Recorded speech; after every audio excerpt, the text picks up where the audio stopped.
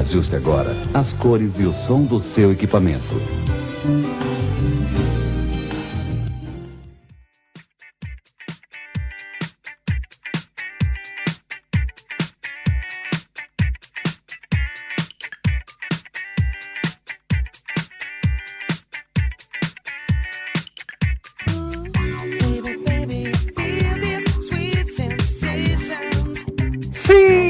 Cinéfilos do Brasil e do mundo, está no ar mais um episódio do Meia Entrada Cast, o seu podcast tretoso. Meu nome é Renan Fileto e mais respeito com o titio Scorsese e titio Coppola, por favor. Aqui comigo para uma semana de tretas, polêmicas e muita gritaria está Milk Fajonato. Poderoso Chefão 3 é desprezível. E também está comigo Bruno Ferraz. Fala o que quer, mas depois se retrata. Muito bem, gente, estamos reunidos aqui, os principais nomes da treta no Meia Entrada Cast. Você sabe o que está sendo debatido pela internet afora. E você sabe também que quando tem treta, a gente não se priva de participar. Então estamos reunidos os três aqui para dar os nossos 20 centavos sobre a mais recente treta do mundo cinematográfico, baseado nas declarações de Martin Scorsese. Então a gente vai, depois da vinheta, debater se a Marvel é arte, se a Marvel é cinema, se o Scorsese tá certo, se o Coppola tá com dor de cotovelo, mas tudo isso daqui a pouquinho.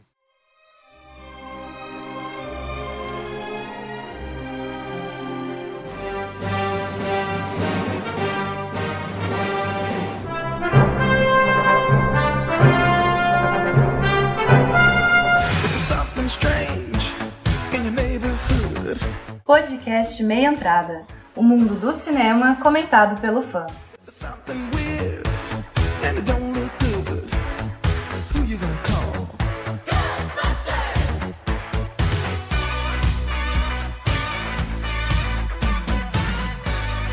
Seja bem-vindo de volta, querido ouvinte, para mais um episódio do Meia Entrada Cast, aquele podcast que você procura quando você quer a polêmica e opiniões meio passionais, tá bom?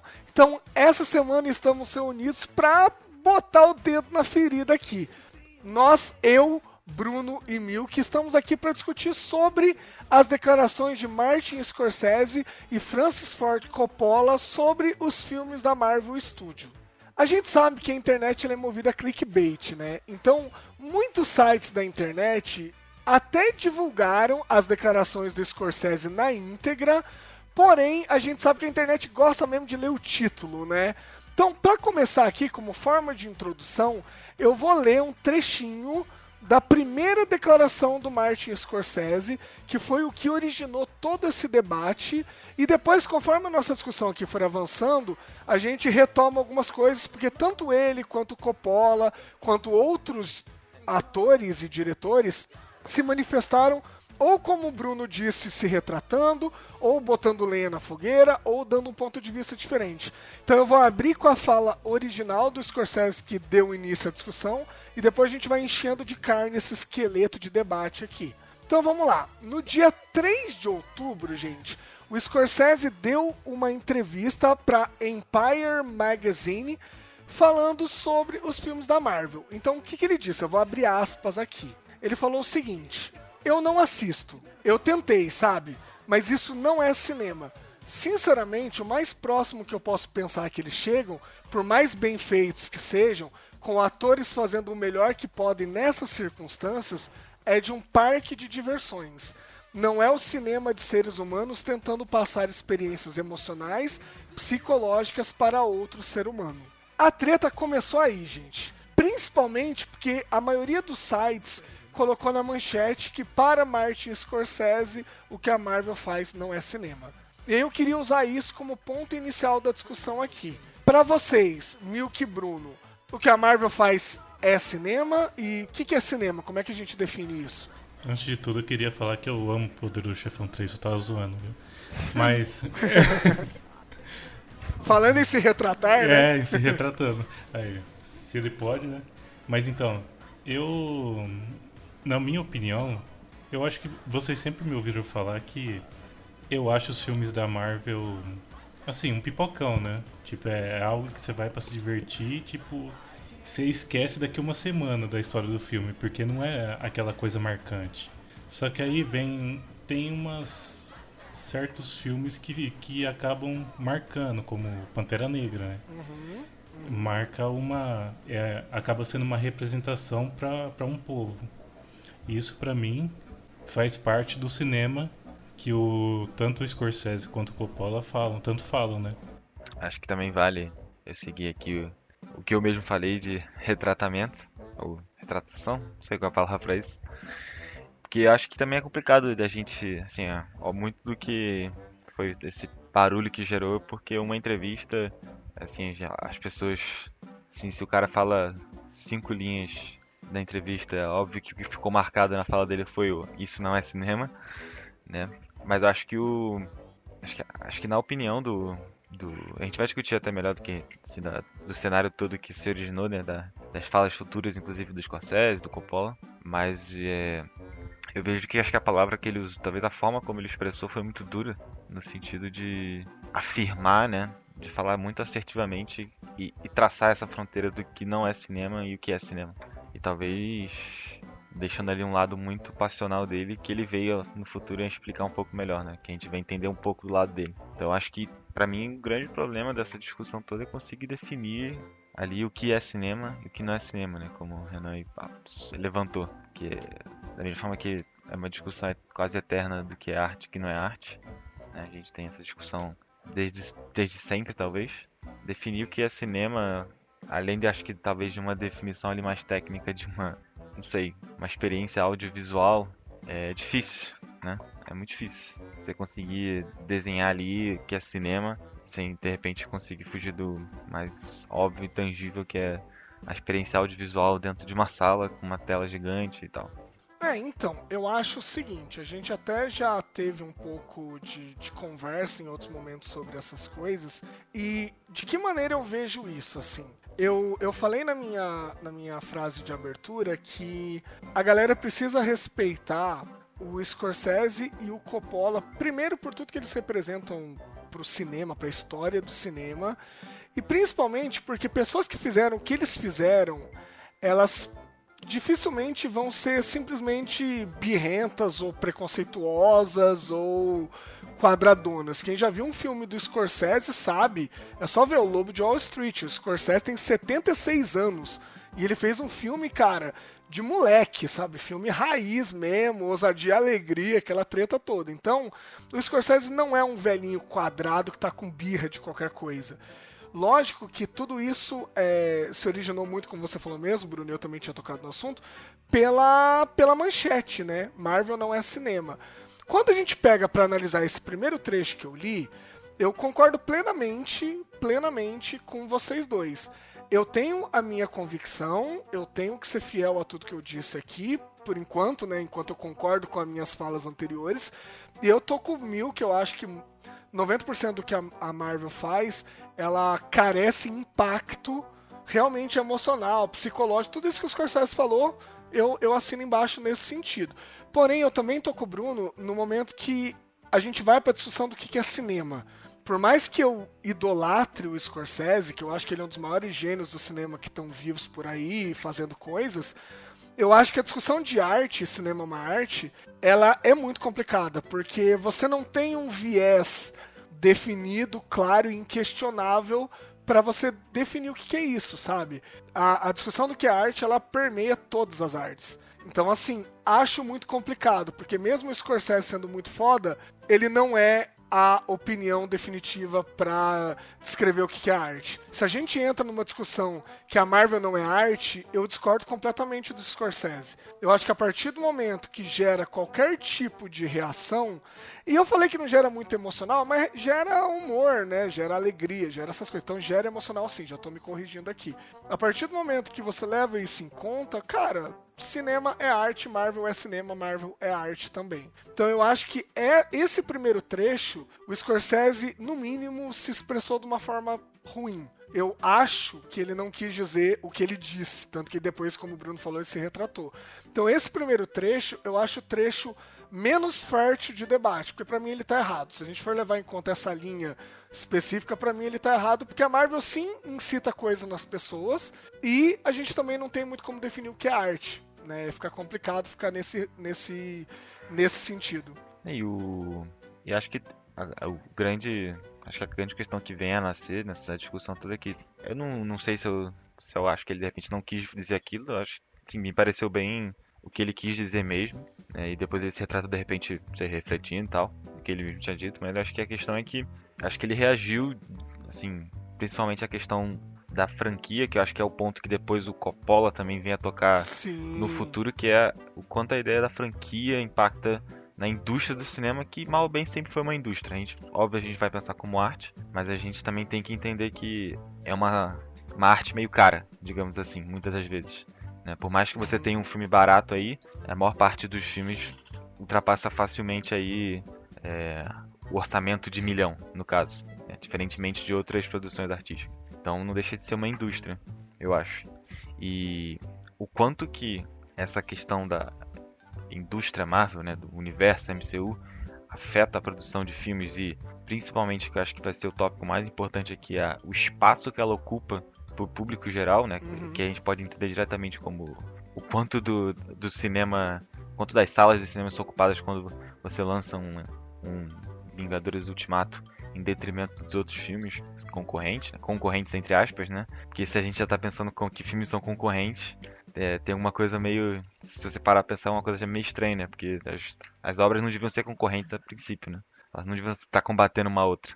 Cada um expressa o que quer e não deviam estar necessariamente disputando espaço, sendo que é tudo pra todos, no caso. E eu acho que o Scorsese, voltando, ele meio que reage, assim, dando ali, eu acho que o viés dele, a impressão dele de como um autor, um diretor um pouco mais autoral, né?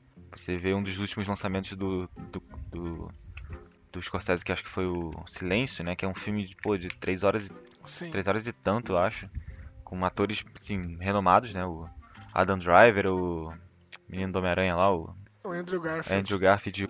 O próprio, acho que, assim, no exemplo meio mediterrâneo aí, que é o Blade Runner, que também sofreu um pouco disso por ser um filme de 3 horas. E você compara esses 3 filmes de 3 horas, né? O Vingadores, o Blade Runner e o Coisa, você vê como a diferença de espaço em cinema é gritante, né? Porque tanto o Blade Runner sofreu muito em termos de bilheteria por causa desse horário, desse tempo, né, que ele tinha. E o Silêncio, por ser um filme mais autoral, sim, disputou ainda mais, assim, um espaço menor de tela ali, de salas, na época que lançou, enquanto que um Vingadores, por exemplo, ocupou 90% das salas em todos os cinemas nas, sei lá, 2 semanas em que ele estreou. Então, essa desproporção, né, muito influenciada talvez pelo orçamento que a Disney, por exemplo, tem, talvez seja ali a faísca que gerou toda essa discussão e essa reação, né, do Coppola.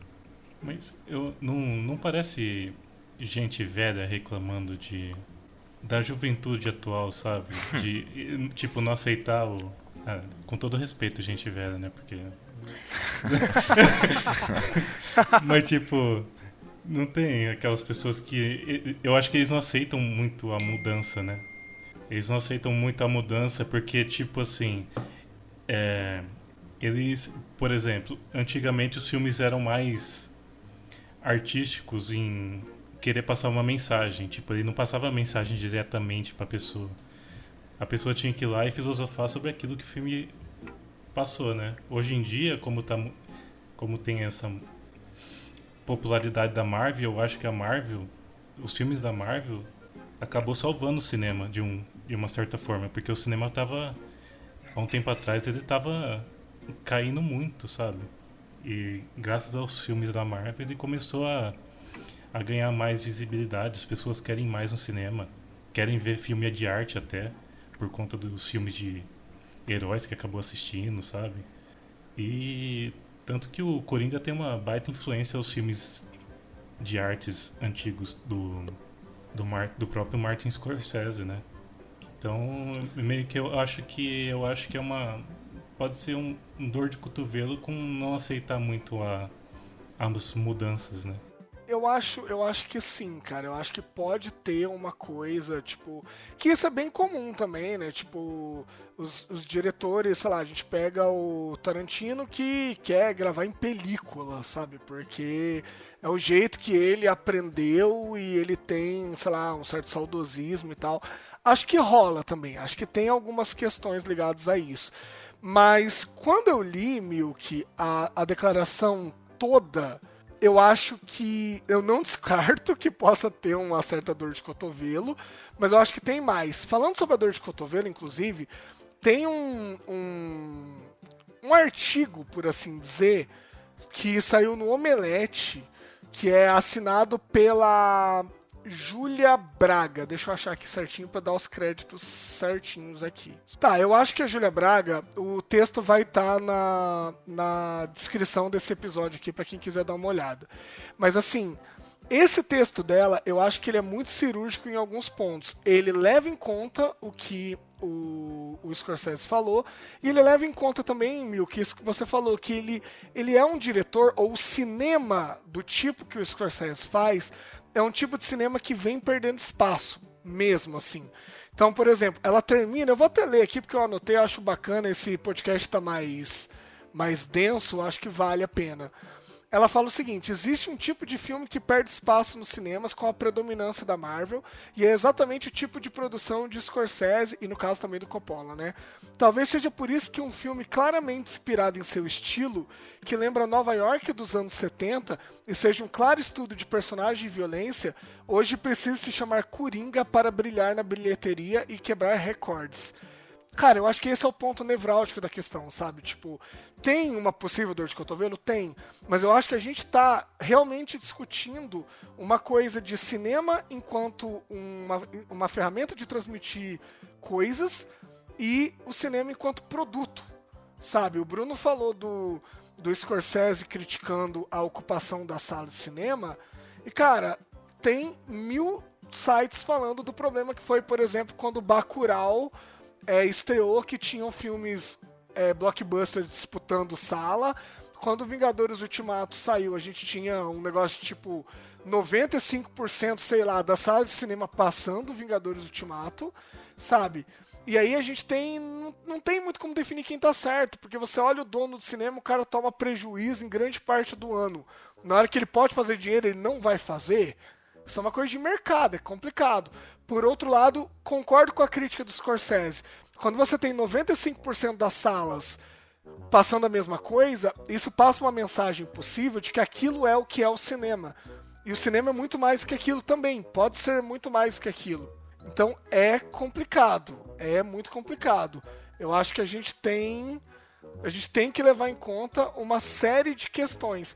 Pode ter uma dor de cotovelo, pode ter um problema com o streaming, que nem o Spielberg já criticou, por exemplo. Mas eu acho que tem mais coisa, não é só isso. O que você acha disso, Bruno? Essa questão do cinema, ela assim, é quase um dilema, né? É muito difícil cair para um lado como talvez o certo, assim, porque da mesma forma que acho que existe esse lado da disputa, né? Entre, vou levar até um pouco ao extremo, no sentido de muitas realidades a gente já trabalha hoje em dia, né? Por exemplo, na última década, que a gente tem uma janela de verão, que é quando lançam os principais filmes blockbusters do ano. E existe essa concorrência direta entre grandes filmes blockbusters, como por exemplo no começo do ano teve, né? Lançamento de Vingadores, todos esses caras mais fortes assim. E, por exemplo, filmes que teoricamente também são blockbusters, como, não sei, o Godzilla, foram filmes que ficaram até abafados em termos de sala de cinema, porque na mesma época estava lançando Rei Leão, Aladdin, o próprio Vingadores. Então, se você pensar mesmo num filme desse de grande apelo, no caso de produção e de popularidade, digamos assim, considerando o primeiro filme lá do Godzilla, para um filme que teoricamente é mais nicho, não vou dizer nicho, mas acho que é de um círculo ainda menor, né? Por exemplo, Bacurau, de ser um circuito um pouco mais fechado, eu acho, né? Que o grande público de repente não vai assistir. Fica ainda mais difícil quando você tem 95% das salas literalmente populadas por Vingadores, mas de uma outra forma, né? Vendo por uma outra perspectiva, sabe, todo mundo queria assistir Vingadores Ultimato naquela época. É foda, né? Então, É tipo, foda. se você não comporta essas pessoas, você ia gerar um problema até de recepção pro filme pelo tamanho que ele gerou, né? É uma coisa que veio sendo carregada durante 10 anos, né? Uma popularidade que foi sendo construída durante 10 anos. Por O mais mundo que... capitalista é isso aí. Exato, então É demanda. é difícil conseguir, né, apontar qual é o lado mais eficiente, melhor. Acho que a discussão a provocação, né, acho que nem provocação, né, acho que talvez até a exigência, né, que não só o Coppola, de repente, foi o nome mais forte aí, a gente vê, por exemplo, num cenário mais nacional, a questão de muitos filmes brasileiros só estarem ali por estar respeitando aqueles 10%, né, de salas que tem que ocupar, enquanto muitos outros filmes a gente tem que ir para assim, a população geral tem que ir para um cinema muito específico para conseguir ver um filme de cartaz nacional, em cartaz que seja nacional. Isso considerando que exista um cinema ali nesse estilo na cidade, né? Porque muitas vezes acaba acontecendo que as cidades só tem os grandes filmes porque é o que mantém, né, o cinema ainda vivo. E eu acho que isso pode. Essa geração agora que cresceu vendo Vingadores, eu acho que pode despertar uma vontade de assistir mais filmes, sabe? Porque eu mesmo, eu passei a gostar de cinema, assim, e mais a fundo depois que eu assisti o Cavaleiro das Trevas, né? Que eu fiquei impressionado com a atuação do Heath Ledger, né? Aquilo foi algo marcante pra mim. E todo mundo falando da atuação. E eu queria ver o que é essa... Porque o povo se importa tanto com a atuação sabe, de uma pessoa, sabe, no cinema. Pra mim isso era irrelevante. Aí eu comecei a pesquisar sobre isso, sabe? Aí vi a fotografia do filme, direção, toda essa parada, sabe? Isso foi me encantando, sabe? Eu acho que é uma forma de... Não pode dizer que é algo ruim, sabe? Não, e eu acho que também tem um outro lado que a gente, não sei, talvez pegando uns 5 anos pra trás, né, ali ou até mais próximo do nascimento da grande MCU, cinema a gente fazia uma associação muito direta a cinema como um programa de família de final de semana, sabe? Pra muita gente, né? Não tô falando que generalizando, mas acho que pra uma grande parte da população era tipo o programa de família, sabe? Que a pessoa vai comprar pipoca, vai comer, vai levar não sei, o irmão, os filhos, não sei. E não necessariamente um programa do tipo, você sabe que de repente era uma parcela muito menor de que ia de repente depois do trabalho, ia de repente no dia de semana, ou num horário mais alternativo para ver um filme que só ia estar passando ali uma vez, né, no mês. Acho que o grande cinema, digamos assim, me remete muito àquela ideia do pessoal assistindo dentro do carro, numa tela gigante, todo mundo junto, sabe? E não necessariamente uma experiência muito intimista, como muitos dos filmes mais autorais tendem a ser. Na verdade, essa discussão, ela é engraçado isso, né? A gente tá falando de arte, mas a gente não pode deixar de falar, como o Milko falou, de capitalismo, né? Porque assim, quando a gente olha tudo isso, é muito fácil você chegar e falar assim, não, tem que passar o que a galera quer ver e pronto. Só que, cara, a gente não pode perder de vista, além de tudo isso que já foi dito, que, mano, existe, por exemplo, poder econômico para distribuição, existe lobby, existe negociação bruta. A Disney mesmo, ela é altamente abusiva com as redes de cinema. Então ela vai estrear um filme, ela chega e fala assim, olha, eu quero X% das salas passando meu filme. Se a rede de cinema se mete a besta de peitar a Disney fala, então você não vai passar meu filme. E aí uma indústria toda que já vem de uma forma meio capenga, perde um Vingadores, o cinema fecha, entendeu? Então a gente discute essa coisa sociológica do capitalismo e tal, só que essas coisas não se dão de igual para igual, sabe? Tipo, você não tem como dizer que o Kleber Mendonça, filho do Bacurau, tá disputando de igual para igual com o Kevin Feige, que não tá.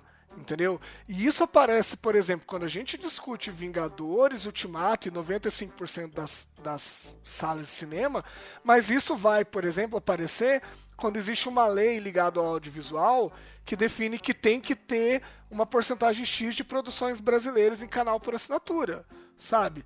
Por quê? Porque senão, de que maneira que uma indústria menor vai conseguir buscar o espaço através da qualidade, se em muitos momentos a qualidade fica de lado por um poder aquisitivo maior? Sabe, isso é complicado também. Então, por isso que eu falei no começo que o que o Scorsese e o Coppola falaram traz à tona uma discussão muito maior do que simplesmente se a Marvel é cinema ou não, sabe? O Scorsese falou, olha, as pessoas vão crescer achando que isso é cinema. Concordo com o Milk que a Marvel é uma excelente porta de entrada. Eu concordo com a galera que fala que o Pantera Negra tem um puta valor. Quando a gente fez a eleição de melhores do ano, eu coloquei ele na minha lista e todo mundo colocou. Agora, é pra se pensar se esse monopólio da Disney, que agora comprou a Fox, que tem um poder de barganha tão grande, não vai realmente limitar as produções que são assistidas pela galera, entendeu? A gente já sabe que a Marvel tem uma receita, né, um formato. Provavelmente os filmes dos X-Men agora vão ter o mesmo formato que a Marvel comprou a Fox. E aí, a gente não dá uma pasteurizada no cinema dessa forma? Não fica tudo muito homogêneo? Como que um Hereditário vai passar no cinema, entendeu? Mas aí o Scorsese e o Coppola tinham que falar sobre o que a Disney faz, né? Não criticar o produto, claro. né? Até porque acho que, assim, muito do que a gente tá discutindo aqui, que é até meio que, não vou dizer corrigindo, né, mas acho que entendendo um pouco melhor a discussão é que, de repente, uma visão um pouco mais, também não é cautelosa, mas acho que um pouco mais branda desse cenário é de que, se fosse pra fazer uma frase, né, ou se fosse pra dizer alguma coisa, é que de repente... não falar que tipo, a Marvel não é cinema, mas de repente dizer que cinema não é somente Marvel. Né? E tentar Isso, divulgar, perfeito. né? Divulgar, assim, expandir a ideia de que o cinema não é só o filme do super-herói, né? O filme de gênero e tal. Da mesma forma que acho que o Milk, acho que cada um tem uma experiência, vai ter uma ligação única com o cinema, mas eu não sei se necessariamente a Marvel ela serve só como uma porta de entrada, né?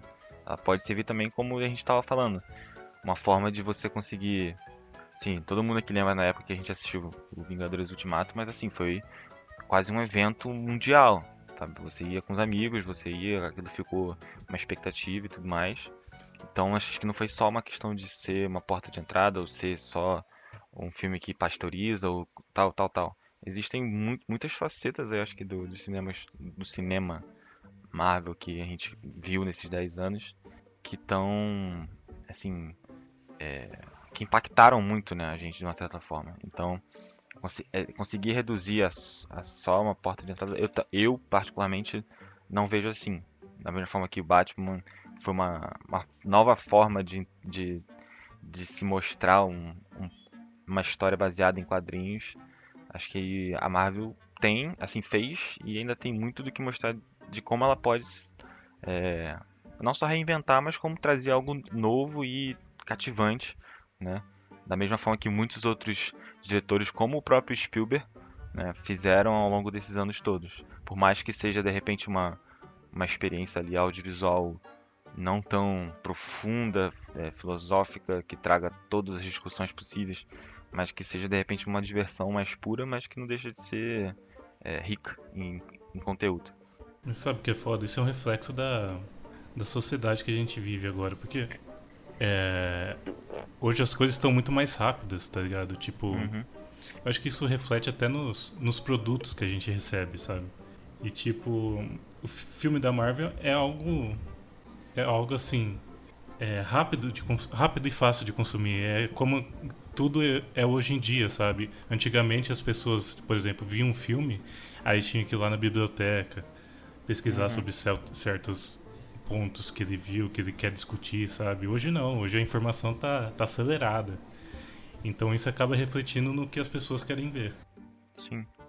Aí eu acho que a questão da Marvel, assim, de repente já se aprofundando um pouco mais na indústria Marvel, ela foi uma indústria que meio que assim, tudo bem, a gente hoje tá vendo ela nessa grandiosidade toda, mas um pouco antes ali do lançamento acho que do Pantera Negra, assim, acho que uns 2 anos antes, né, do Thor Ragnarok, foram filmes que foram para um lado mais, assim, vamos dizer autoral aqui, mas que ficou muito discutida a questão da Fórmula Marvel, né? A gente aqui já bateu, todo mundo acho que começou a bater na coisa de tá repetindo. Então a gente tava ali que em 5, 6 anos de indústria, 4, não sei qual era o exato tempo da indústria já naquela época, mas quando você chegou ali, por exemplo, no Guerra Civil, um pouco antes, né, que foi o lançamento do Soldado Invernal, ainda tava um pouco, já tava meio que cambaleando ali um pouco essa força que a Marvel tinha por estar repetindo muitas vezes a mesma fórmula. Óbvio que quando você chegou com filmes como Pantera Negra, o próprio Thor Ragnarok, acho que por mais que muita gente não goste, é um filme que tem assim, ele foge muito da curva pra mim. E depois, eventualmente, o Filmaço, Vingadores, Thor né? Ragnarok.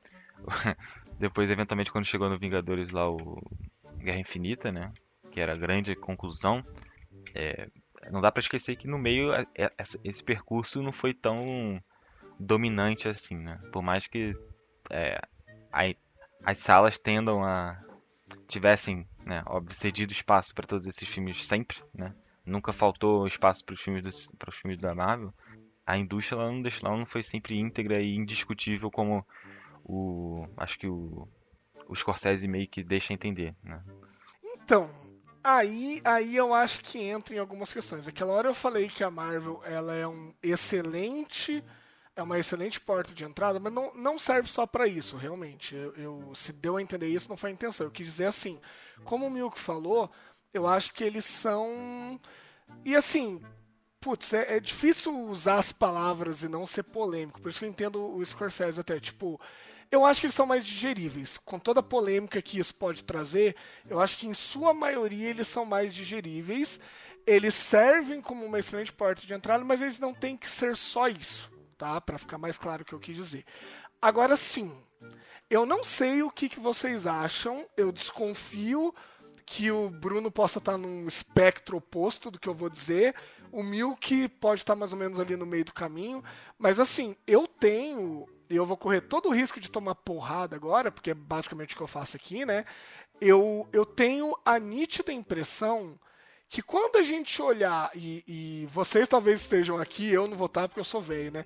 Mas daqui a uns 50 anos a galera olhar pra trás, eu tenho a impressão que as conversas de boteco vão ser no seguinte sentido. Puta, lembra da Marvel, cara, que ela amarrou uns 40 filmes e a gente assistia tudo como se fossem episódios e até que tinha o Vingadores, que era um negócio muito massa? Eu acho que a discussão vai ser essa. Eu tenho a impressão de que a Marvel lá na frente ela vai ser lembrada pela grandiosidade do projeto dela, do modelo de negócio que a Disney colocou, mas muito pouco em relação à qualidade dos filmes, se a coisa mantiver a toada que está tendo agora. Eu acho o Capitão Marvel um filme legal, a gente elogiou ele aqui. Eu acho o Pantera Negra muito bom, pra mim o melhor filme da Marvel standalone, assim, sozinho. Eu entendo o impacto que o Vingadores tem, eu gostei muito do Guerra Infinita, mas quando a gente fala de tipo 23, 24 filmes, a média puxa pra baixo. Sabe, eles são, pra mim, tá? Ninguém precisa concordar comigo. Mas na minha opinião, eles são praticamente um soluço quando a Marvel colocou a cabeça pra fora do mediano ali. E o Soldado Invernal também e tal, com algumas exceções.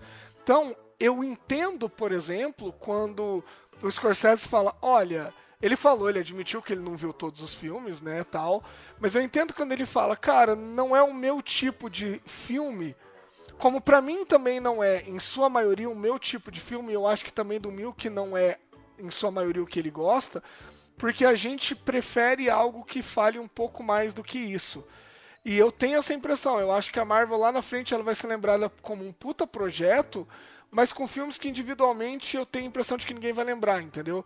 Como a gente fala, por exemplo, do Dark Knight até hoje, do Nolan, que é um filme que foi lançado quando o primeiro filme, né, da Marvel, como esse projeto todo, foi lançado, foi o Homem de Ferro, foi lançado o Dark Knight no mesmo ano. Já passou 11 anos e a gente ainda fala do Dark Knight, sabe? Eu duvido muito que a gente vai falar do Homem de Ferro 3, do Homem-Formiga 1 e 2 e por aí vai. Sabe? Então eu entendo quando o Scorsese fala, não passa sentimento e psicológico, então não é o meu tipo de filme. Nesse ponto também não é o meu tipo de filme. Eu entendo o que ele disse, sabe? Eu não tenho assim, necessariamente algo a discordar sobre isso. Eu só acho que é uma visão um pouco assim, vou dizer, enviesada em termos, porque se a gente for pensar, por exemplo, sei lá, pegar o próprio Scorsese de repente, sabe? Se a gente for pensar em todos os, não sei, 40 filmes que o Scorsese fez, a gente não vai lembrar de todos, sabe? A gente vai lembrar daqueles que foram mais marcantes. Então, da mesma forma que, sei lá, o Scorsese fez os últimos 10 anos de Scorsese, 15, se ele fez 20 filmes como a Marvel de repente fez, ou menos, né, provavelmente. Não sei, né, na verdade, eu tô meio que chutando aqui. Mas a gente não vai conseguir lembrar de todos os filmes, porque nem todos os filmes foram pontuais, né? Porque acho que é aquela clássica premissa de que se você faz se você faz 20 filmes e todos os 20 filmes são excelentes, na real todos eles são bons e nenhum deles é excelente, porque a excelência é meio que uma coisa comparativa, né? E então acho que da mesma forma que a Marvel fez 20 filmes, sabe? Óbvio que a gente, sim, pra mim é óbvio, né? Tendo a pensar que é óbvio que nem todos os filmes vão ser memoráveis ou vão ser tipo destacáveis. Mas a gente vai ter sempre as memórias naqueles que foram, assim, dentro do projeto, foram os que meio que foram um ápice. Da mesma forma que, pensando aqui numa metalinguística, né, o filme todo ele não pode ser no clímax, porque se ele é todo clímax, como John Wick 3, você não tem a sensação de clímax porque você está sempre no clímax, né?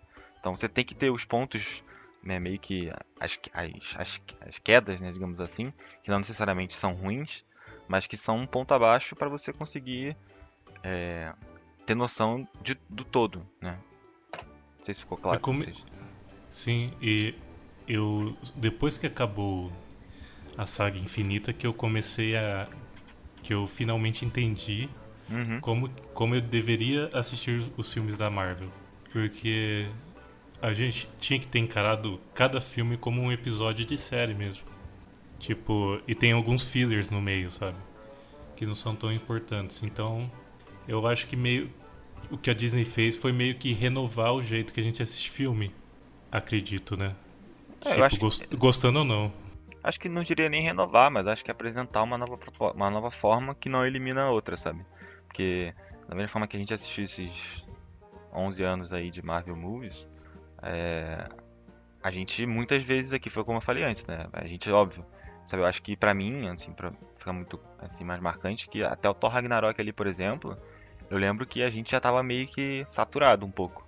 A gente tava vendo muitos filmes muito assim, como eu acho que usando até a própria palavra que o Renan falou, pasteurizados, e acho que talvez esse seja um dos créditos seja um crédito que a gente pode dar ao Kevin Feige de tentar, assim, dar um pouco mais de espaço, porque no começo ele era muito ali em cima, né? O próprio Vingadores Guerra de Ultron mostra muito isso, né? De como a coisa era muito industrial, quase, e o Thor Ragnarok pra mim foi meio que uma virada ali de chave, isso o quê? 2017 quase, isso ficou no quase 8 anos ali, a gente já tava, assim, foi no sétimo, oitavo ano que deu uma respirada, porque ele mesmo de repente teve que entender, né, teve que ter uma remudança de curso ali pra poder entender como aquilo ia sobreviver, porque se de repente tivesse ficado tudo naquela mesma, e aí eu acho que sim, na minha opinião, acho que o universo Marvel nem teria continuado tão bem, porque a gente não teria chegado ao fim com certa consciência de que foram etapas.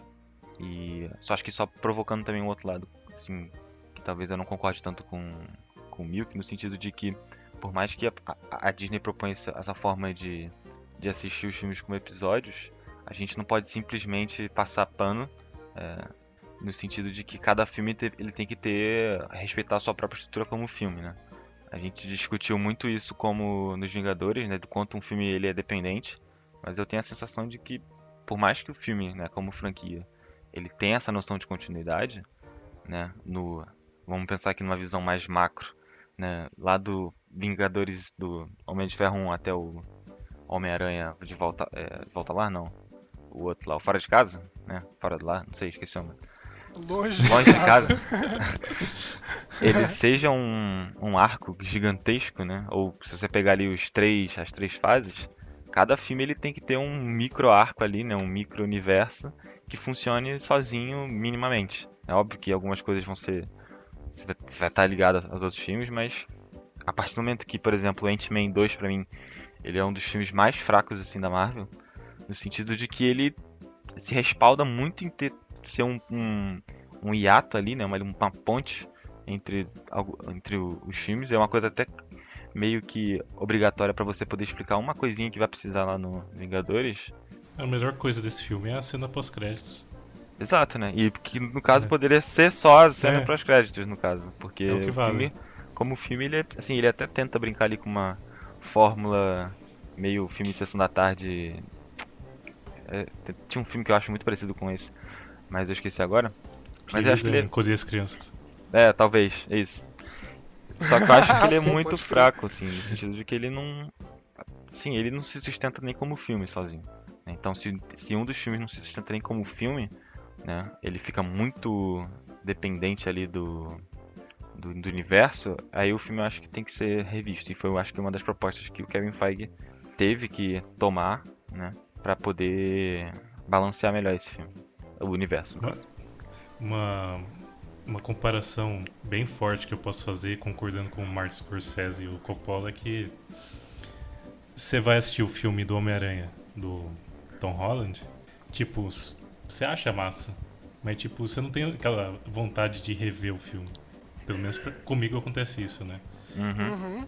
Aí tipo, Sim, eu também. aí tipo, você vai ver o Homem-Aranha do Sam Raimi, você quer rever, tá ligado? Tem cenas épicas, tipo, é marcante aquilo, é um filme épico, inacreditavelmente melhor do que o Homem-Aranha da Marvel, sabe? Dos Marvel Studios. Então, tipo, dá pra entender o ponto que eles querem chegar, sabe? Mesmo eu não concordando, porque eu vejo mais pelo lado do mercado, né? Se as pessoas querem ver algo, eles tendem a oferecer, só que eles podem fazer o quê? Eles podem melhorar o produto deles, né? E agradar mais pessoas. Eu acho que isso que a gente tá falando agora, só pra dar uma iluminada, né? Puxa até mais pro que o Coppola falou, então a gente caminha, né, na discussão do que o próprio Scorsese, né? Pelo que a gente já debateu até aqui, fica claro que o ponto do Scorsese era muito mais a questão de lotação de sala e tudo mais. O Coppola foi quem desenvolveu realmente uma opinião em relação à qualidade dos filmes, que eu, principalmente, prefiro uma discussão nesse sentido.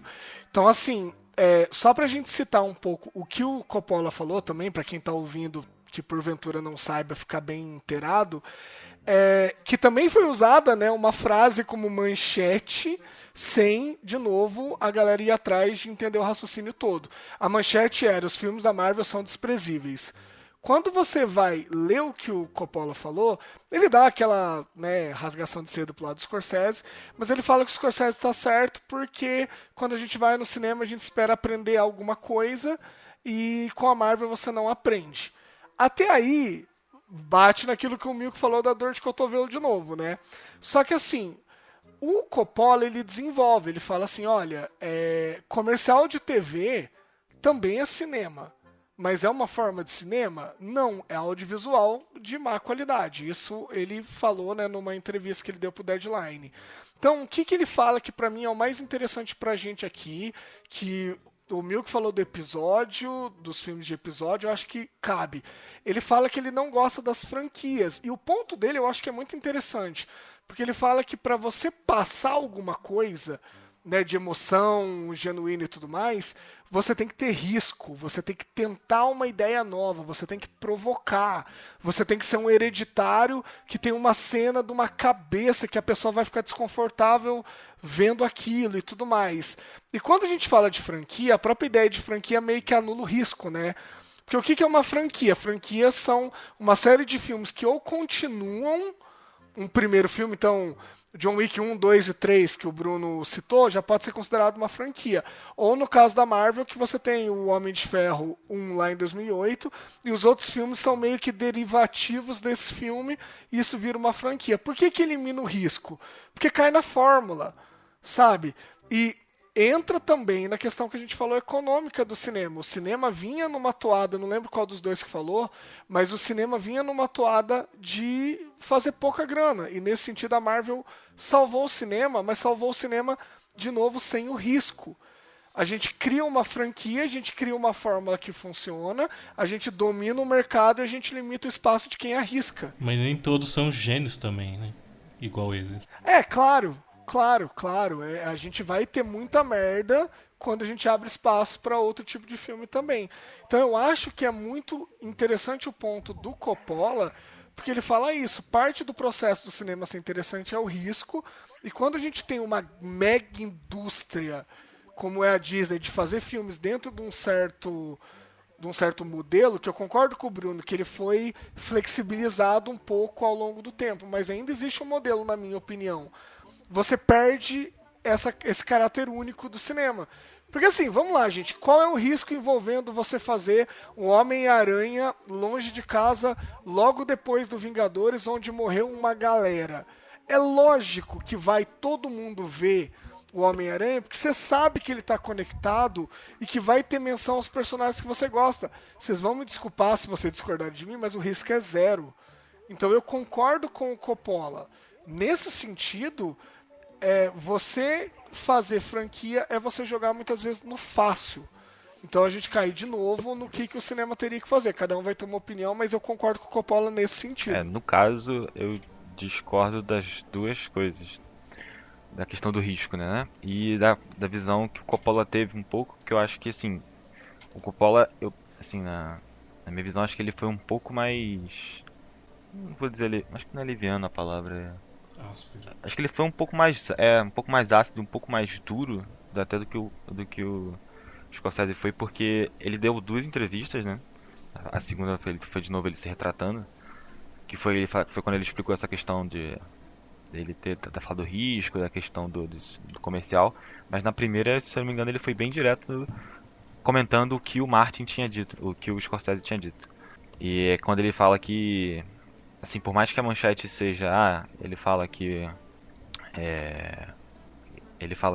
o filme é desprezível, né? Ele até faz uma coisa, assim, um pouco irônica, porque acho que na cotação, na citação dele ele fala, ele não disse que era desprezível, que é o que eu digo.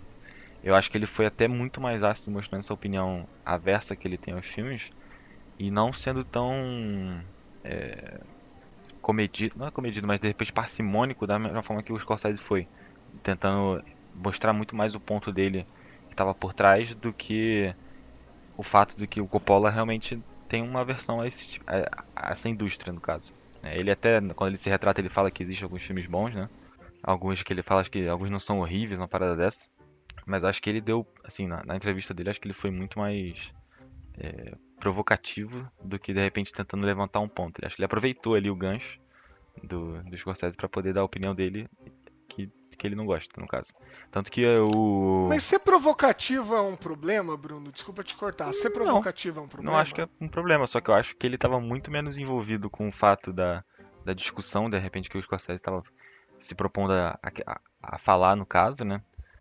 Porque as palavras do Scorsese geraram muita polêmica, mas acho que no caso o Coppola, ele, assim, na hora que ele foi se retratar, considerando, né, a polêmica que deu, é que ele foi, acho que, pensar um pouco mais, assim, do que ele estava, do que estava se tratando a discussão realmente, porque eu acho que no primeiro instante a fala dele é bem incisiva, no caso, então acho que ela foi mais uma opinião dele não gostar dos filmes da Marvel, do que realmente tentar ali discutir como a gente está fazendo aqui agora, a questão do que estava por detrás ali da afirmação do Scorsese. Porque eu acho que ele nem se justifica muito, né? Ele não prolonga, não argumenta muito sobre isso. Ele só vai se argumentar sobre isso mais na segunda entrevista, que é quando ele fala essa questão do comercial e tudo mais. E acho que a questão do risco, que é quando ele fala no segundo ponto dele, que é a questão que acho que o Renan falou, eu não sei se é de regra assim que uma franquia ela tem menos risco, porque se a gente for continuar, se a gente for pegar pelo lado, pelas franquias paralelas, né? Sabe, eu não sei quanto de risco tinha filmes como, sei lá, os últimos universos ali estendidos, compartilhados que existem, como por exemplo o Godzilla, que foi um fracasso de bilheteria, o próprio Batman vs Superman na época que lançou, que era um filme que teoricamente, assim, tipo, se for considerar esse fato de que franquias não tem risco, ele era um filme que ia ter 2 dos maiores heróis, teoricamente, do conhecimento público geral, assim, e ainda assim foi um filme que fracassou extremamente, né? Ou até mesmo o Star Wars, que dividiu muitas opiniões. Então, assim, acho que afirmar que uma franquia não corre risco é um pouco, não sei, acho que não é tão preciso assim, divide essas evidências que a gente tem já nos últimos 5 anos. Mas eu concordo no sentido de que talvez dentro de uma fórmula Marvel ali, né, como de repente foi o caso do Homem-Aranha Longe de Casa. Acertei? Acertei, né? Longe Isso, De volta de pra parabéns, casa. Terra. muito bem. O Longe de Casa ele segue muito, mas eu acho que se você comparar com os outros, né, aquela meiuca ali de filmes da Marvel que a gente estava citando antes, ele foge bastante dessa fórmula e por mais que ele tenha uma fórmula que na real acho que se aproxima muito mais daqueles filmes que no caso são até o próprio é a mesma proposta do primeiro filme, né, filmes meio adolescentes, filmes de sessão da tarde ali, tô usando essa expressão de novo, mas filmes muito mais Clube dos Cinco ali no caso, né? Ele se aproxima muito mais dessa fórmula do que realmente da fórmula Marvel, diria, assim eu vejo. Então, se ele foi um filme mais seguro, eu não vejo muito isso afiliado à ideia da segurança que a Marvel teoricamente tem.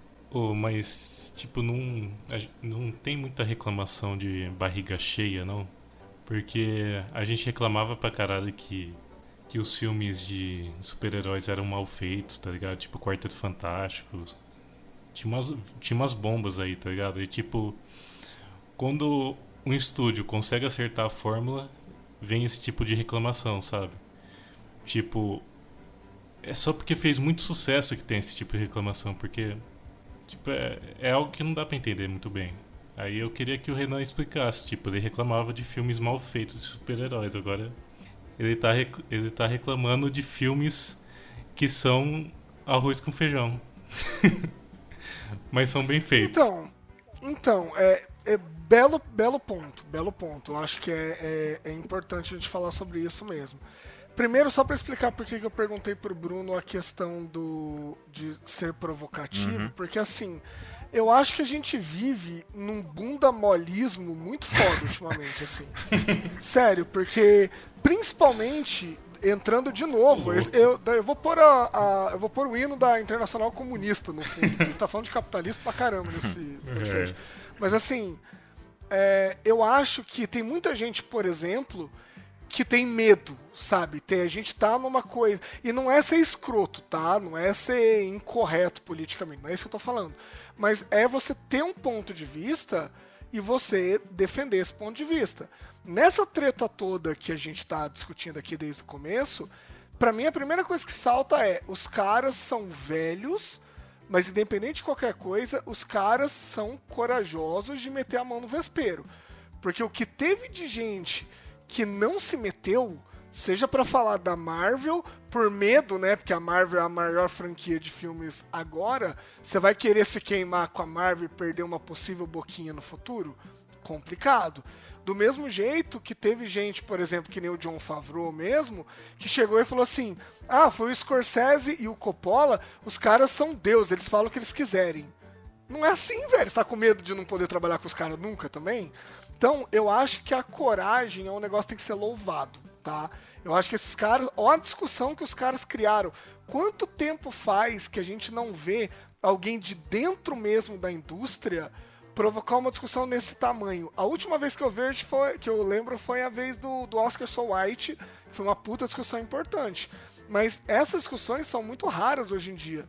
E eu já defendi, vocês estão ligados até no nosso grupo do WhatsApp, a importância dos chatos, dos caras que são polêmicos, dos caras que metem a boca, que você pode discordar, mas os caras levam o debate pra frente. Eu discordei do Scorsese em relação a Marvel não ser cinema, mas eu acho delicioso um velho de 76 anos botar a cara a tapa e se meter numa treta dessa, botar sabe? fogo no parquinho, né? É o cara que faz filme de máfia mesmo, sabe? Ele tá sendo coerente com a pessoa que ele é. Agora, em relação à qualidade dos filmes, eu acho assim, concordo que você pega, por exemplo, um filme do super-herói, com raras exceções, até a década de 90, vamos pôr dessa forma, eles eram toscos mesmo, assim. E eu, como alguém que sempre gostou de quadrinho, eu ficava triste. Mas eu vou te falar, Milk, eu não ficava nem tão triste porque o filme era tosco, no sentido de bem ou mal feito. Eu ficava triste por um motivo que eu ainda fico muitas vezes, Porque eu sei que tem histórias de quadrinho densas, tem muita história boa nos quadrinhos, e isso raramente é levado para o cinema. Isso me incomoda muito mais do que um efeito especial tosco, sabe? A gente gravou recentemente, eu não sei o que vai sair antes, às vezes vai sair depois, mas eu dou um spoiler aqui. A gente gravou sobre o Harry Potter e a Câmara Secreta, e a cena do basilisco no final, ela é claramente computador do começo dos anos 2000. Você vê isso nítido, é PlayStation 2, sabe? Você vê. Só que assim, isso é muito pequeno em comparação com toda a história que é muito legal que está por trás de tudo aquilo.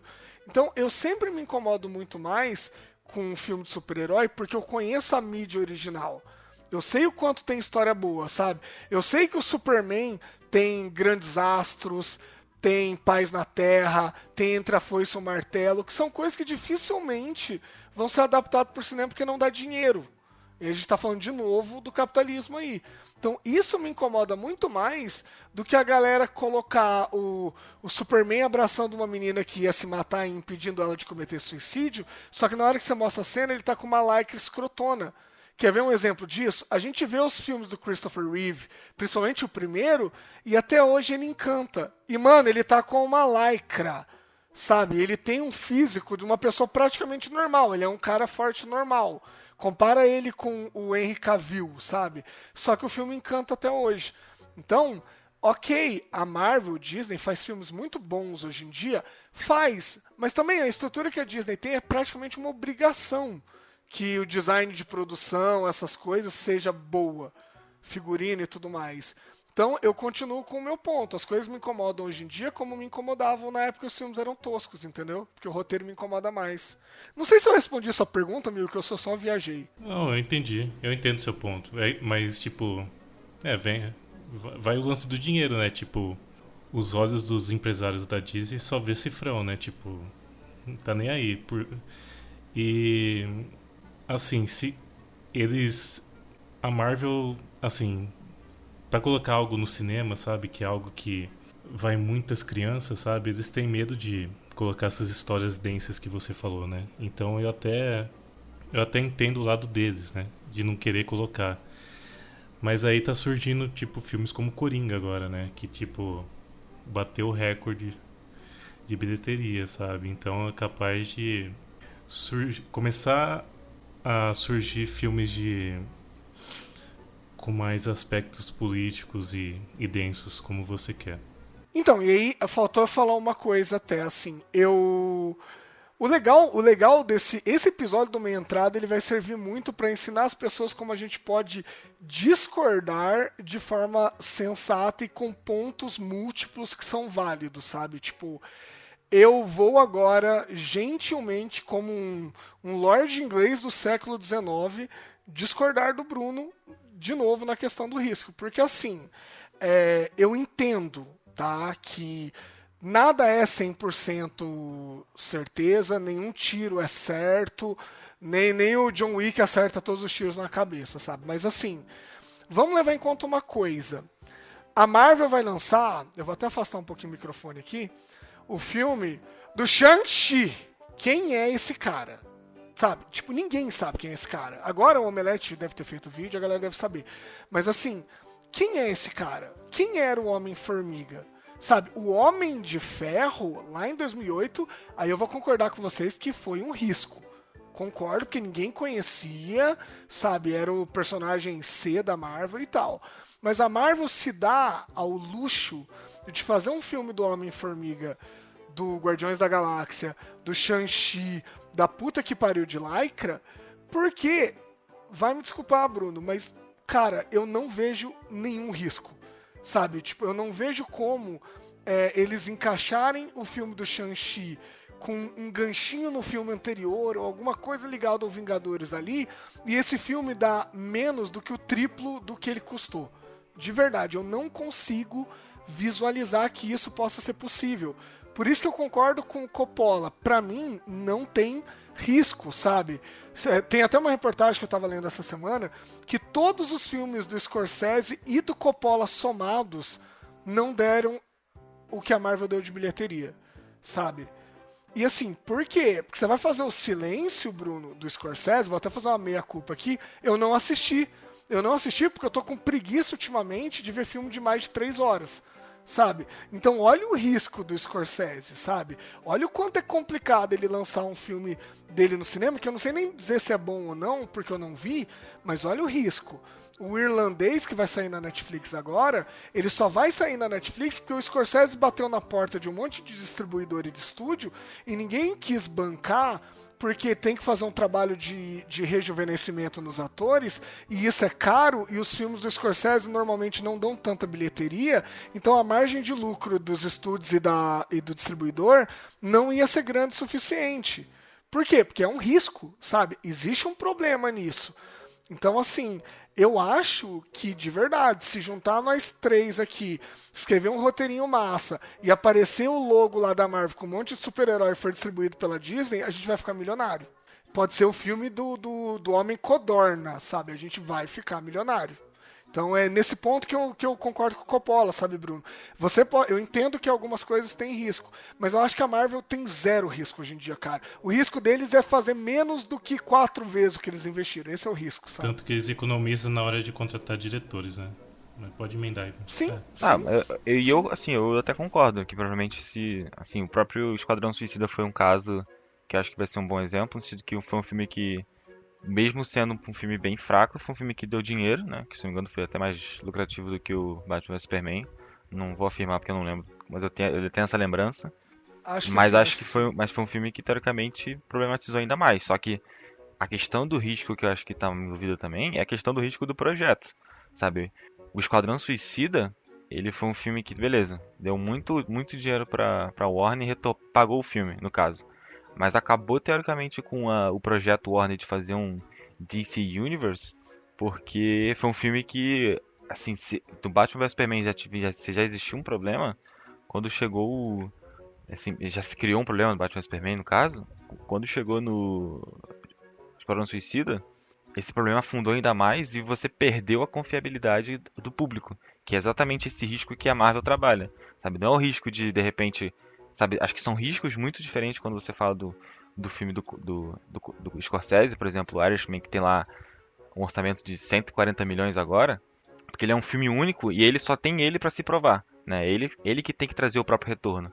Quando você chega num projeto como a Marvel, sabe? Se você lança um filme que de repente, beleza, o filme se pagou, mas ele afasta o público, sabe? O teu projeto que é um investimento muito maior do que aquilo, porque se um filme no meio falha, outros filmes que já de repente já foram pagos vão estar sendo encadeados naquela, entendeu? Por isso que na minha visão existe esse risco muito, talvez indireto, entre as produções, porque o projeto é muito grande, né? Então, por mais que eu entenda a visão do Coppola, acho que são duas perspectivas acho que de repente até como o próprio Scorsese depois ele fala, né? Que são dois tipos de cinema diferentes, sabe? E eu acho que de repente é aí que tá a maior diferença entre você que de repente querer falar que não existe risco, sabe? É um risco um pouco diferente. Da mesma forma que de repente você tem, sabe? Como o universo Marvel ele traz muito do universo de quadrinhos, né? Talvez até traz um pouco da mídia quadrinhos pro cinema, né? A estrutura de você criar clímax dentro de clímax, você conseguir criar expectativas entre filmes, no caso, você muda um pouco a estrutura do que de repente comparado a um filme como Irishman, que é um filme solo, e ele tem que se provar como um produto sozinho ali, né, no caso. Então, essa diferença de magnitudes é que eu acho que distancia um pouco essa comparação meio que imediata, né? Dificulta um pouco essa comparação imediata, na verdade, quer dizer, porque são propostas muito diferentes, entendeu? E eu acho que você falar do risco pra Marvel é um pouco diferente do que para um risco pro Scorsese ou pro Coppola. Ai, que delícia discutir com gente inteligente, meu Deus do céu. Mas, ó, só pra eu até pontuar um pouquinho mais uma coisa que eu tava pensando aqui também. Vou dar um contexto só pra explicar e não ficar muito fora do que a gente tá discutindo. Talvez o ouvinte querido que está nesse momento no busão voltando do trabalho não saiba, mas até mês passado eu era professor numa franquia de cursos bem conhecido. O Caio ainda é, inclusive é de lá que a gente se conhece. E assim, como eu acabei de falar, é uma franquia de cursos. E eu lembrei disso porque o Milk falou uma coisa que me fez lembrar disso. Eu não sei se o ouvinte, ou até vocês mesmos, entendem mais ou menos como é que funciona esse lance de franquia. Quando você compra uma franquia, você compra um modelo, você compra um projeto, onde a franqueadora te dá toda a base para você trabalhar, com base, né, da base com base, num projeto que é relativamente comprovado que dá retorno, que é um projeto de sucesso. Tanto que a maioria das franquias que você vai comprar, tipo Boticário, sei lá, CVC, qualquer marca dessa, tem um preço lá. O Boticário, se eu não me engano, está avaliado a franquia em 90 mil. Eles colocam no projeto da franquia que você vai recuperar o seu investimento em 1 a 2 anos. Por quê? Porque é um modelo que funciona. Eles sabem que você vai ter uma média X de lucro por mês e em 1 a 2 anos você vai receber isso de volta. Então, comprar uma franquia é meio que você dá um tiro com uma certeza maior do que seria você abrir um negócio, porque já é comprovado que funciona. Por que eu tô sendo palestrinha nesse sentido? Porque o Milk falou que a Marvel ela não investe em diretores, principalmente diretores autorais. Tanto que o Edgar Wright saiu do Homem-Formiga porque ele queria botar a identidade e a Marvel meio que controlava muito isso na época. Quando a gente pega esse modelo de negócio de franquia que eu contei do Boticário e tal e leva pro cinema, é a mesma coisa. Por que a Marvel não investe tanto em diretores autorais? Porque eles têm uma engrenagem funcionando e que funciona, comprovadamente funciona. Então eles não precisam pegar o Tarantino para ter qualidade, ou até melhor, para o filme funcionar financeiramente, porque eles têm um modelo de negócio que é comprovadamente eficaz. Então eu posso colocar o Zé da Esquina para dirigir os filmes, que o próprio modelo vai engolir a pessoa e vai fazer a coisa funcionar. No máximo, o diretor tem que tomar cuidado em não atrapalhar. Lógico que a Marvel flexibilizou, porque tem o Ryan Coogler, que tem uma marca autoral, que fez o Pantera Negra um puta filme massa. Tem o Taika Waititi, que de uma certa forma também colocou a marca dele. Os irmãos Russo ali, beleza. Mas não precisa investir em diretor, porque o modelo fala mais alto, funciona. Então o modelo de negócio de franquia serve para uma franquia de perfume tipo Boticário e é comprovadamente eficiente para Marvel também, sabe? Então eu tô dando essa aula de administração aqui da parte que eu entendo, muito por conta do que o Milko falou, mas eu vejo uma comparação meio clara também. E surgiu mais recentemente, uma nova polêmica, né? Que volta naquilo que eu falei da geração de hoje querer as coisas muito mais rápidas do que era antigamente, né? Porque a Netflix está colocando um sistema de acelerar a reprodução dos seus filmes, séries. Sim. E isso é meio que uma comprovação do que as pessoas querem, né? Elas não querem perder muito tempo em pensar sobre o que tá assistindo, sabe? Elas querem assistir aquilo e pronto, e bola pra frente. Não quer ficar discutindo sobre aquilo mais, tal. Não sei. Eu acho que essa questão aí da Netflix, que se você for um pouco mais longe, a gente engloba aí o nosso querido e amado Steven Spielberg, que muito antes, né, dessa discussão da aparição do Coppola e do Scorsese, né, já tinha soltado umas alfinetadas aí pra cima da Netflix, desse mercado de streaming e tudo mais. Mas acho que pontualmente falando dessa questão da Netflix, acho que, de novo, né, a gente pode abrir uma nova discussão aqui, mas acho que não vai dar tempo. Mas assim, se você vai num reprodutor, no DVD, ou sei lá, se você comprou o filme e tá assistindo no seu computador, né, no seu reprodutor de mídia, você tem essa opção. Ela não é obrigatória, mas você tem essa opção, sabe? E eu acho que ter a opção não implica, assim, estragar o filme. Ou, assim, eu vi alguns diretores, acho que até o menino que faz lá o Jesse, acho que esse é o nome dele. Aaron Paul. Aaron Paul,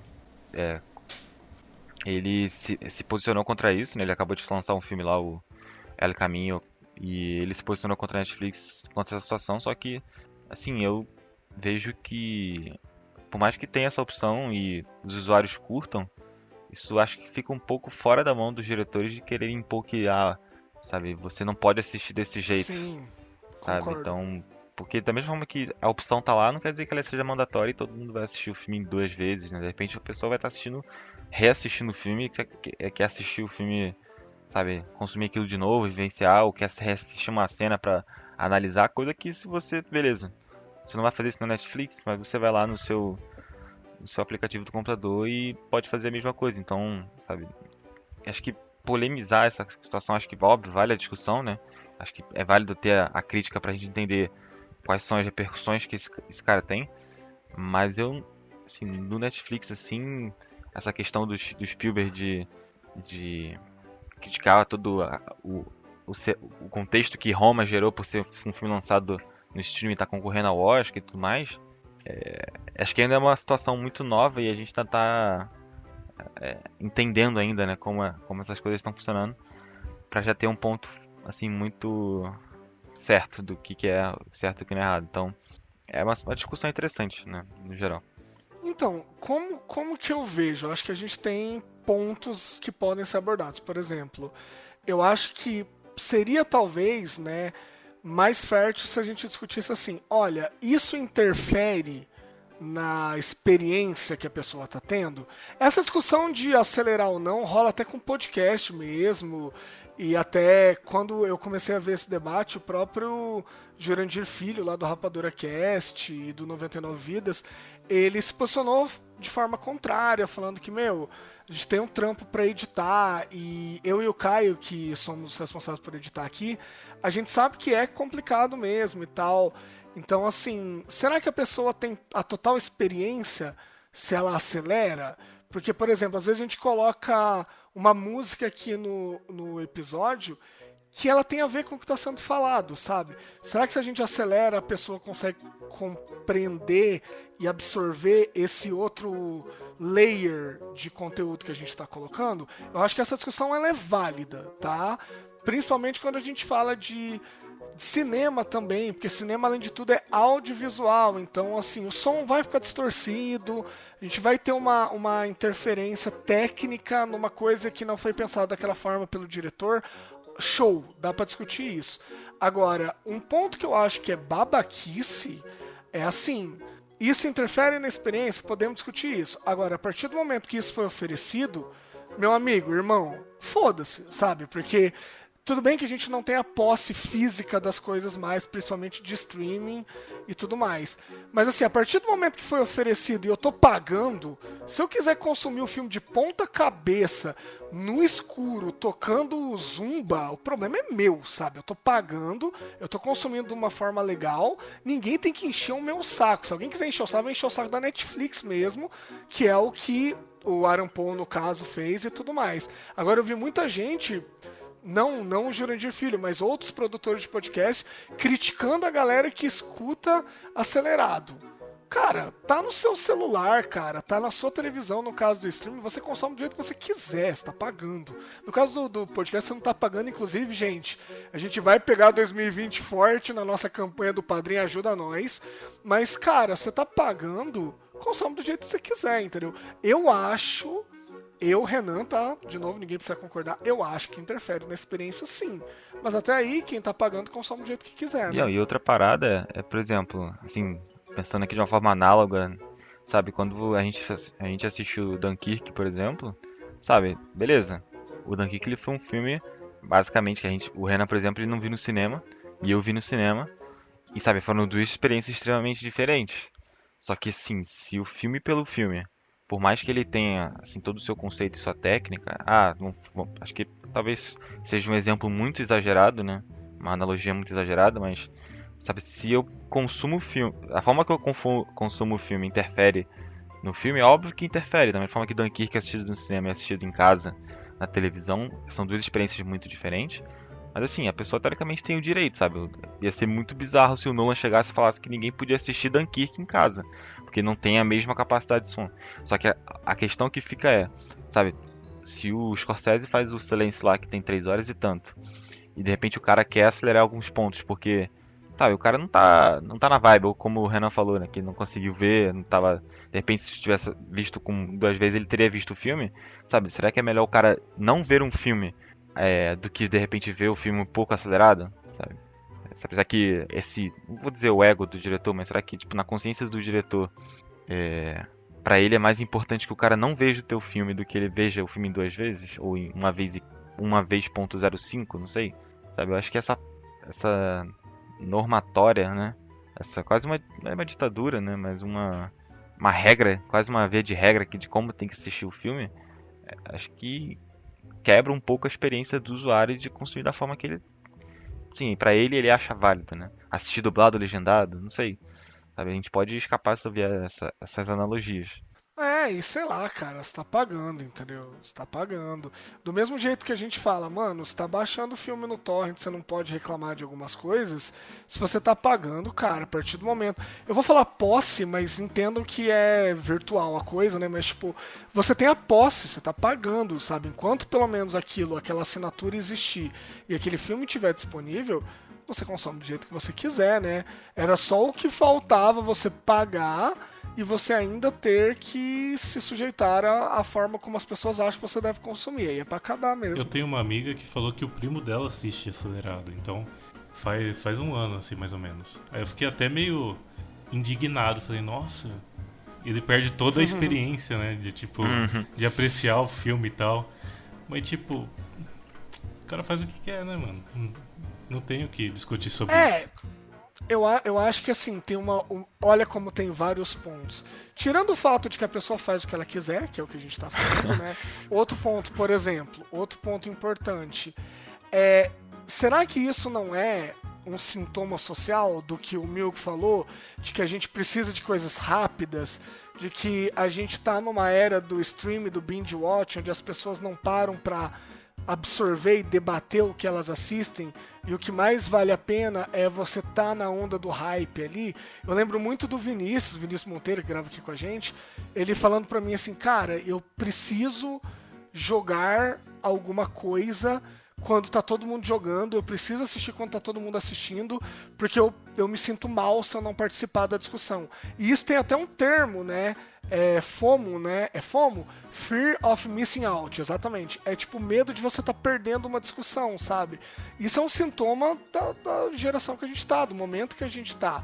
De novo, cada um consome como quiser, mas a gente pode também levar em conta se isso não é a liquidez do capitalismo, como diria Zygmunt Bauman, já que esse podcast é sociológico, de novo interferindo na forma como a gente consome, né?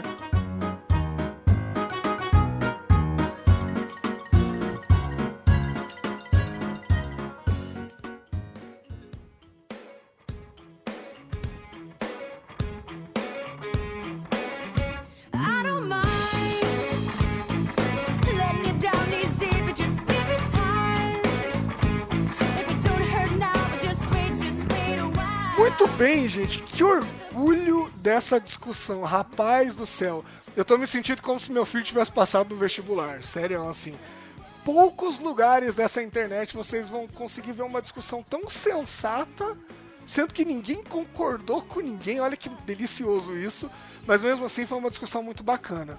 Então você ouvinte está convidado a participar do debate também, seja pelo meio que for. Então você pode falar com a gente diretamente pelo Twitter, então o Twitter do Milk, quer falar diretamente com ele, vai lá no @vifajonato e comente um trecho que o Milk falou que você gostou.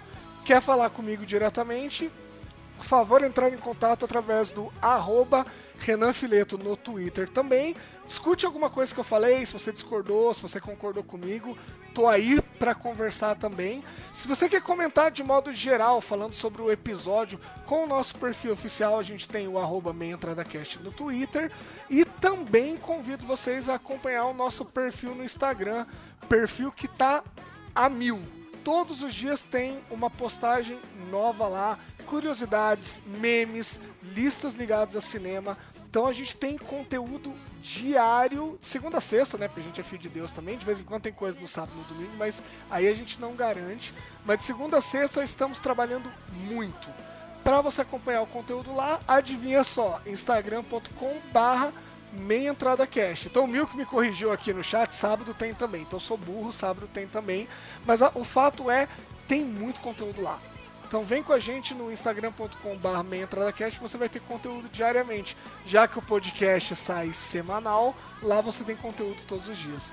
Beleza? Obrigado por nos ouvir até aqui. Aguardamos feedbacks. A gente se vê na semana que vem e um abraço para vocês.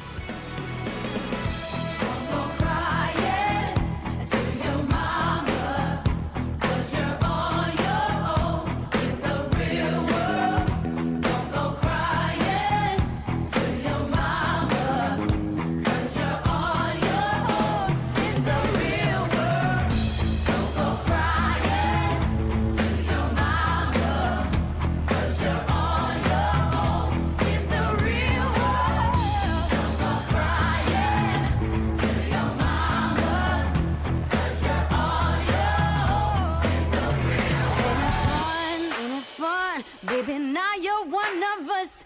Ain't it fun? Ain't it fun? Ain't it fun?